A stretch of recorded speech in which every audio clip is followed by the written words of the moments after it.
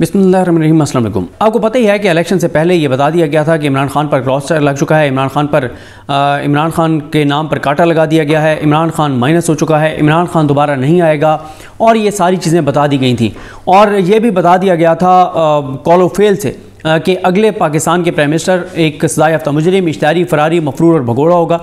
फिर जब उनको वापस लाया गया, उनको सज़ाएँ उनकी माफ़ करवाई गई, अदालतों को, जजेस को मैनेज सारा कुछ किया गया, तो फिर और इस बात को तकबीयत मिल गई कि यही कुछ होने जा रहा है। अच्छा, जब इलेक्शन अनाउंस हुआ और इलेक्शन के दिन करीब आ रहे थे तो पहले भी यही चलता रहा, तो दो चीज़ें कन्फर्म जो है वो मीडिया को बताई गई, और सिर्फ चंद लोगों को नहीं बताई गई, बताई सबको गई, और सबको बताया जाता था दो बातें। एक ये कि पीटीआई को 35 से ज़्यादा सीटें नहीं दी जाएंगी, जो मर्ज़ी हो जाए इमरान खान को 35 से ज़्यादा सीटें नहीं दी जाएंगी। और दूसरा ये कहा जाता था कि जनाब मियाँ साहब को सादा अक्सरियत दी जाएगी, मुल्क को इस्तेहकाम की ज़रूरत है, और मियाँ साहब को सादा अक्सरियत दी जाएगी, और मियाँ साहब प्राइम मिनिस्टर होंगे। ये दो बातें की जाती थी। अच्छा, मैंने जैसे आपको बताया कि ये बातें हमें भी बताई जाती थी, हमारे भी सामने थी, हमारे भी नोटिस में थी, लेकिन एक फ़र्क था हम में और ये अंसार अब्बासी साहब और सोहेल वड़ाई साहब और इन जैसे लोगों के में। वो फ़र्क ये था कि हम ये कहते थे कि जब हम अपने वीलॉग्स में बात करते थे, हम कहते थे कि ग्राउंड के ऊपर इस वक्त सूरत हाल ये है कि इमरान खान 2 तिहाई अक्सरियत ले रहा है, और सादा अक्सरियत तो बड़े आसानी से ले रहा है। हम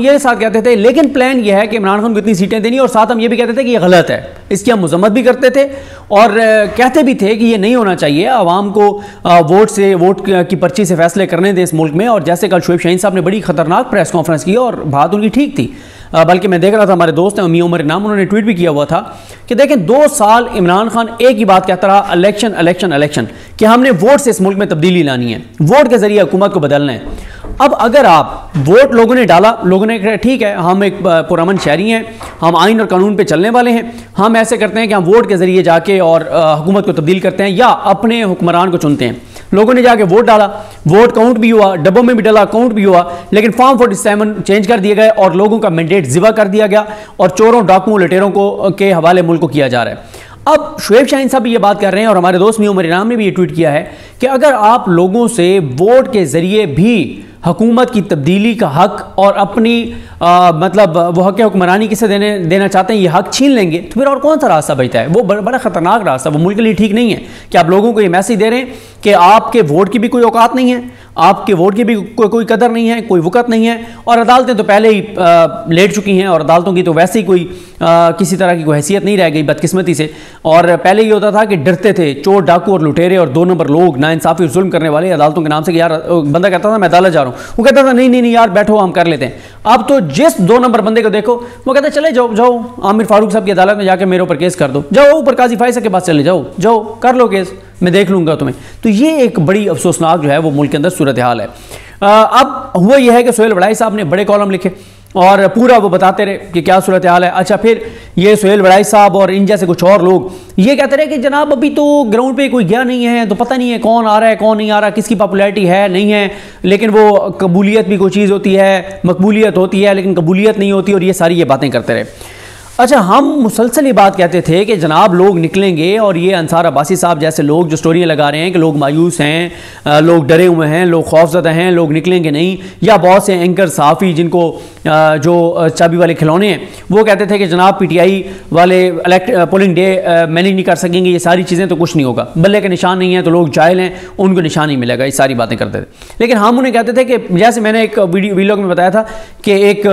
दरिया खान के हमारे एक दोस्त ने बताया, कहता है मैं अपनी ज़मीनों में खड़ा था तो एक बुजुर्ग ने मुझे आके कहा कि चलें ये तो मैं मान लेता हूँ कि हमें इमरान खान के उम्मीदवार का निशान नहीं मिलेगा, लेकिन एक बात का हमें पता है कि तीर, शेर और किताब के ऊपर मोहर नहीं लगानी। इस बात पे बड़ी क्लैरिटी थी लोगों को, तो ये बात तो हम करते रहे, पूरे पाकिस्तान को इस बात का पता था।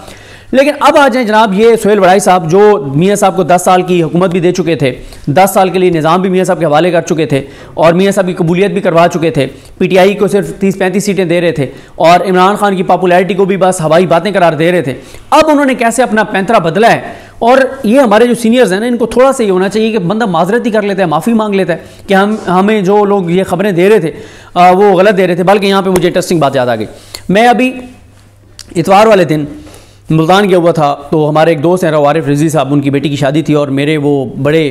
पुराने दोस्त हैं, जब हम स्ट्रगलिंग फेज़ में थे, बड़े मुश्किल दौर में, उस वक्त मुल्तान ہمارا ٹھکانہ جو ہے وہ ان کا گھر ہوا کرتا تھا، ان کا سیٹ اپ ہوا کرتا تھا جا کے، اور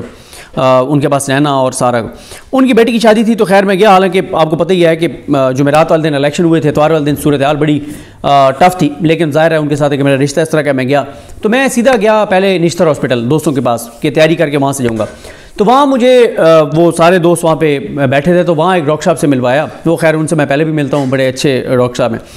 لیکن وہ پیپلز پارٹی کے نا بہت حامی ہیں، اور نظریاتی طور پہ وہ پیپلز پارٹی کے حامی ہیں، اور اس میں کوئی غلط چیز بھی نہیں ہے. میں ہمیشہ کہتا ہوں کہ اگر کوئی نظریاتی طور پہ کسی جماعت کو ٹھیک سمجھتا ہے، یا ایون کہ اگر کوئی صحافی یہ کہتا ہے کہ یار میں یہ سمجھتا ہوں کہ میاں نواز شریف اس ملک کو مشکلات سے نکال سکتے ہیں، تو میں اس صحافی کی بالکل قدر کرتا ہوں، اس کے خلاف نہیں ہوں. لیکن اگر کوئی صحافی پیٹرول پمپ لے کر، ذاتی مفاد لے کر، نون لیگ سے ٹکٹ لے کر، کوئی اور چیز لے کر نون لیگ کو سپورٹ کرے گا، تو اس سے میرا اعتراض ہے کہ کیونکہ آپ نے ذاتی کوئی فائدہ لیا ہے تو اب آپ نواز شریف کو اس لیے سپورٹ کر رہے ہیں کہ آپ کا ذاتی فائدہ ہے. اس پہ مجھے اعتراض ہے. تو خیر وہ ڈاکٹر صاحب نے مجھے بتایا، کہتے ہیں کہ باقی دوستوں نے بتایا، کہتے ہیں یہ جناب 20 کلو مٹن جو ہے وہ ہار گئے ہیں مختلف ڈاکٹر سے، 4-5 کلو نے لگایا، اور یہ ٹوٹل کو 20 سے کوئی 28، ایک ڈاکٹر صاحب کہہ رہے تھے 28 کلو ٹوٹل، 20 سے 28 کلو یہ مٹن ہار گئے ہیں. اور وجہ میں نے کیا ہے، کہتے ہیں جناب یہ سنتے رہے حسن ایوب صاحب کو اور غریدہ فاروقی صاحبہ کو ٹویٹر پہ، اور پڑھتے رہیں اور سنتے رہیں ان کی باتیں سن کے، اور یہ کہتے تھے کہ پی ٹی آئی کو 35 سے زیادہ سیٹیں نہیں ملیں گی، اور انہوں نے شرط لگائی ہوئی تھی، اور ان کو سن کے اور یہ بیچارے نا 20 سے 28 کلو مٹن جو ہے وہ ہار گئے ہیں. تو وہ یہ کہتے ڈاکٹر صاحب بلکہ کہہ رہے تھے وہی جو ہارے ہیں شرط، کہتے ہیں یار میں نے آخری دنوں میں سنا ان کو اسد اللہ خان صاحب کو، تو میں نے کہا یار اسد اللہ خان کچھ اور کہہ رہے ہیں، یہ کچھ اور کہہ رہے ہیں، لیکن کہہ رہے ہیں کہ اسد اللہ خان کا انالیسس ٹھیک تھا اور حبیب اکرم صاحب کا زبردست تھا، وہ ٹھیک انالیسس دے رہے تھے. ان لوگوں کو سن کے اور ہم تو سمجھ رہے تھے کہ بھئی فیصلہ ہو گیا اور ایسی کی تیسی جو مرضی ہو جائے، 35 زیادہ سیٹیں نہیں ملیں گی، اور پھر وہی پی ٹی آئی جو ہے وہ 180 سیٹیں لے گئی. یہ تو پھر فارم 47 چینج کر کے اور جو کچھ کیا گیا ہے، یہ سیٹ اپ چلنا تو نہیں ہے اس طرح سے. خیر آپ آ جائیں جناب سہیل بڑائی صاحب کیا بتا رہے ہیں. سہیل بڑائی صاحب کہہ رہے ہیں کہ ایسا لگتا ہے کہ، اور یہ آپ کو بتانا اس لیے ضروری ہے کہ ذرا آپ امیجن کریں نا، آپ دیکھیں پہلے ان کی باتیں سنیں کہ ملک کو استحکام کی ضرورت ہے، اور میاں کو دیا جا رہا ہے جناب صادق سید دی جا رہی ہے، یہ کیا جا رہا ہے، وہ کیا جا رہا ہے. اب انہوں نے پینترا کیسے بدلا ہے، اور اب لاجک کیا دے رہے ہیں، اس لاجک میں ہی ننگا کر رہے ہیں نواز شریف کو، گندا کر رہے ہیں، اس کو ایکسپوز کر رہے ہیں نواز شریف کو. کہتے ہیں جناب ایسا لگتا ہے کہ نون کا سیاسی چہرہ نونی ووٹ بینک کا اصل مرکز اور برسوں سے پنجاب کی بزنس کلاس کا پسندیدہ لیڈر روٹ کیا ہے. اسے کمزور حکومت کا چیلنج قبول کر کے خود ڈرائیونگ سیٹ پر بیٹھنا چاہیے تھا، مگر اس نے اسٹیئرنگ اپنے مینیجر بھائی کے حوالے کر دیا. ہو سکتا ہے کہ وہ اب بھی بیک ڈرائیونگ کرے، لیکن جب وہ خود ڈرائیو کرتا تھا تو ساتھ ساتھ سیاست بھی کرتا تھا. چھوٹے بھائی کا زیادہ فوکس مینجمنٹ پر ہوتا تھا، سیاست پر نہیں ہوتا تھا. اچھا یہ بڑا دھچکا لگا ہے نون لیگ کے حامی صحافیوں کو نا، بہت ان کو دل میں ان کے درد اٹھا ہے کہ میاں صاحب وزیر اعظم نہیں بن رہے. ظاہر ہے لوگوں کو نظر آ رہا تھا نظریاتی طور پہ کسی جماعت کو ٹھیک سمجھتا ہے، یا ایون کہ اگر کوئی صحافی یہ کہتا ہے کہ یار میں یہ سمجھتا ہوں کہ میاں نواز شریف اس ملک کو مشکلات سے نکال سکتے ہیں، تو میں اس صحافی کی بالکل قدر کرتا ہوں، اس کے خلاف نہیں ہوں. لیکن اگر کوئی صحافی پیٹرول پمپ لے کر، ذاتی مفاد لے کر، نون لیگ سے ٹکٹ لے کر، کوئی اور چیز لے کر نون لیگ کو سپورٹ کرے گا، تو اس سے میرا اعتراض ہے کہ کیونکہ آپ نے ذاتی کوئی فائدہ لیا ہے تو اب آپ نواز شریف کو اس لیے سپورٹ کر رہے ہیں کہ آپ کا ذاتی فائدہ ہے. اس پہ مجھے اعتراض ہے. تو خیر وہ ڈاکٹر صاحب نے مجھے بتایا، کہتے ہیں کہ باقی دوستوں نے بتایا، کہتے ہیں یہ جناب 20 کلو مٹن جو ہے وہ ہار گئے ہیں مختلف ڈاکٹر سے، 4-5 کلو نے لگایا، اور یہ ٹوٹل کو 20 سے کوئی 28، ایک ڈاکٹر صاحب کہہ رہے تھے 28 کلو ٹوٹل، 20 سے 28 کلو یہ مٹن ہار گئے ہیں. اور وجہ میں نے کیا ہے، کہتے ہیں جناب یہ سنتے رہیں حسن ایوب صاحب کو اور غریدہ فاروقی صاحبہ کو ٹویٹر پہ، اور پڑھتے رہیں اور سنتے رہیں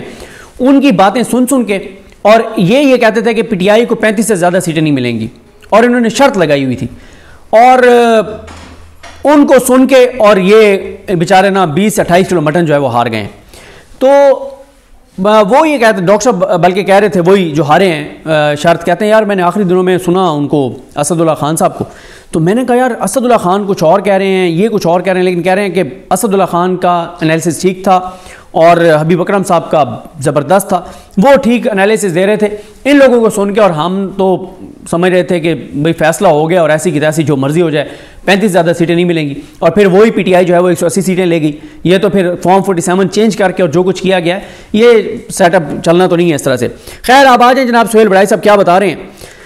سہیل ورائی صاحب کہہ رہے ہیں کہ ایسا لگتا ہے کہ، اور یہ آپ کو بتانا اس لیے ضروری ہے کہ ذرا آپ امیجن کریں نا، آپ دیکھیں پہلے ان کی باتیں سنیں کہ ملک کو استحکام کی ضرورت ہے اور میاں کو دیا جا رہا ہے جناب صادق سید دی جا رہی ہے، یہ کیا جا رہا ہے، وہ کیا جا رہا ہے. اب انہوں نے پینترا کیسے بدلا ہے اور اب لاجک کیا دے رہے ہیں، اس لاجک میں ہی ننگا کر رہے ہیں نواز شریف کو، گندا کر رہے ہیں، اس کو ایکسپوز کر رہے ہیں نواز شریف کو.